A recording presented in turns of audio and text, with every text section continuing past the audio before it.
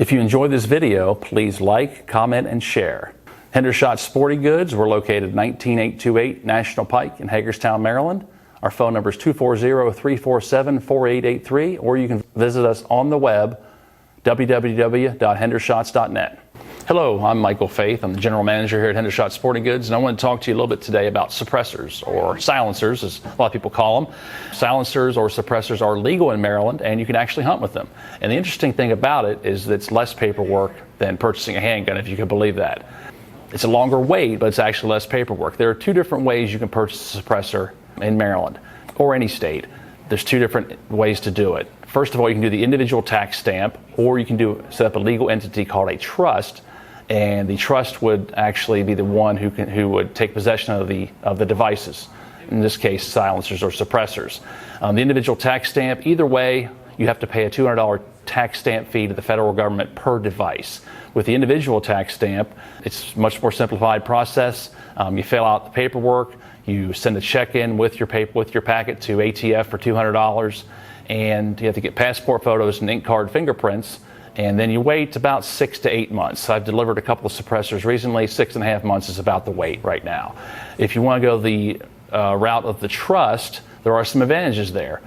With the individual tax stamp, you have to be in possession of the device at all times, which means that your friends can use your silencer, suppressor, but you have to be there with them. Okay, they can't borrow it and take it and bring it back later.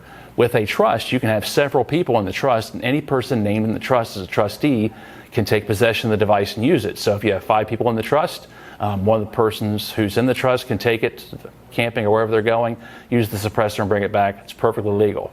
There's more paperwork involved in the trust. You have the expense of setting up the trust, and also each individual, when you buy a device, a suppressor, each individual in the trust has to have passport photos, ink card fingerprints, and they have to fill out some paperwork, a responsible party form.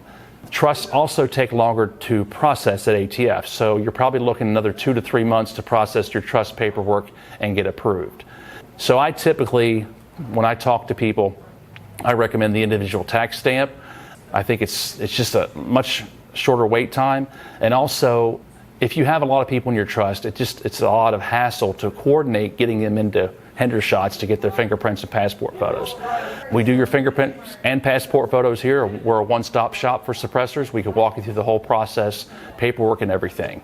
So think about us when you're ready to buy your next suppressor. Okay, I just want to talk to you about a couple of different suppressors I have here. One of the questions people ask is, how much noise reduction am I going to get out of a suppressor? It's an excellent question. It's why you're buying a suppressor. With any suppressor, you're typically going to get enough noise reduction out of your firearm that you can shoot it safely without hearing protection indoors, for most suppressors, okay?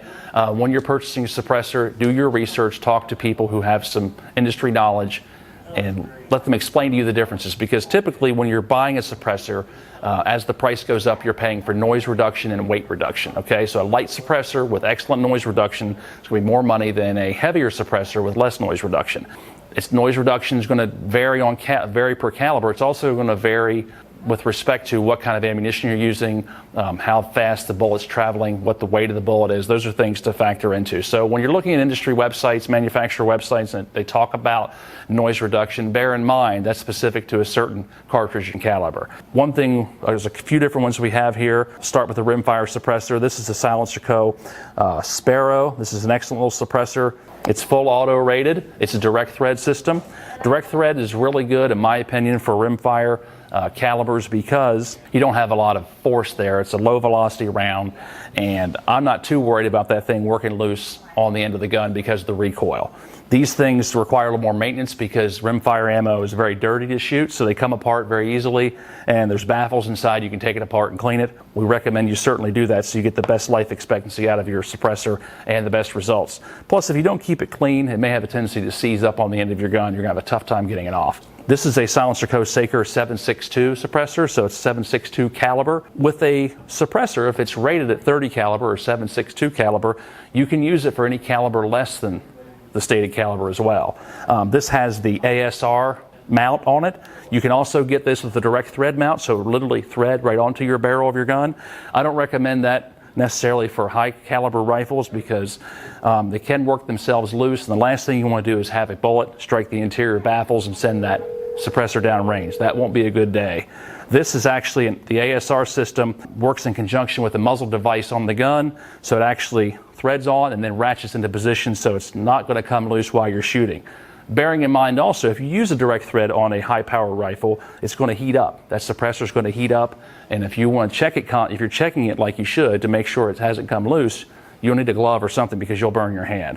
So this is a little heavier suppressor. Okay. Typically on a handgun suppressor, weight is more of a concern because you think about it, it's a small gun, you don't want a lot of weight on the end of the gun. On a rifle, I'm not too concerned about having a heavier suppressor because the gun is longer and heavier to begin with.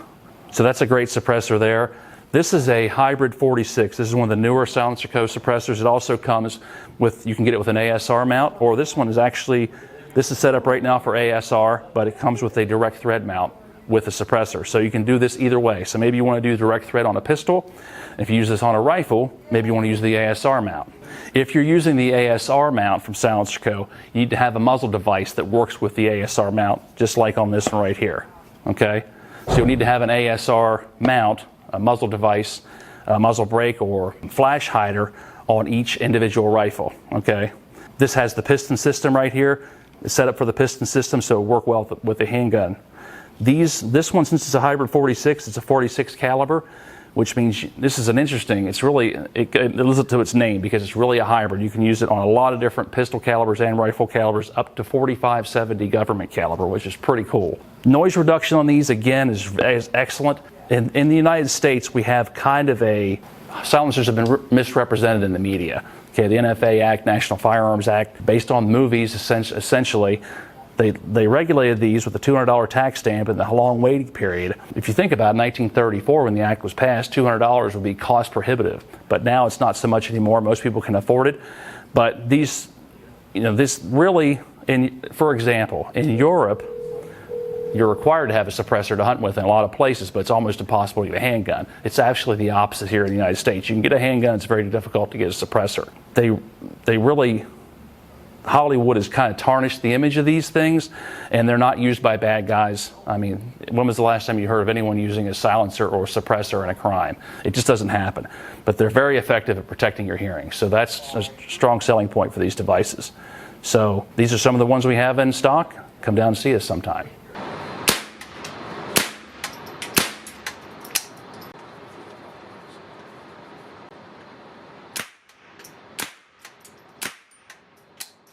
Hendershot Sporting Goods, we're located 19828 National Pike in Hagerstown, Maryland.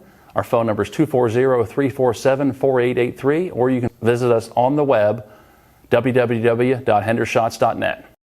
If you enjoy local content like this, please like, comment, and share this video. If you own a local business, please join us.